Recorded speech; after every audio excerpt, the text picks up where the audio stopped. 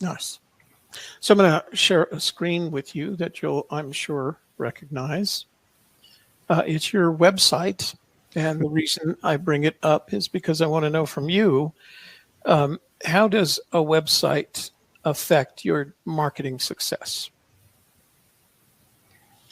Once again, I am just trying to share as much information as possible. We have multiple sections on this website. And I think what most people like the most is that I have my own CEO page where I have my bio there and a photograph. It's an older photograph of me when I was 35 years old with some hair. Oh, But it was, always. Yeah, the younger the better is my. whew, but it was the time, my friends, right before this company hit.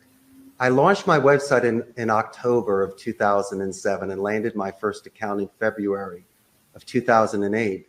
And so the photograph of myself is there right before I landed my first account. So I'm very proud of myself. It's almost the seed, but before it grew. But I didn't want to give away all of my special sauce, but I had to make sure that I broke down every single service that I could offer them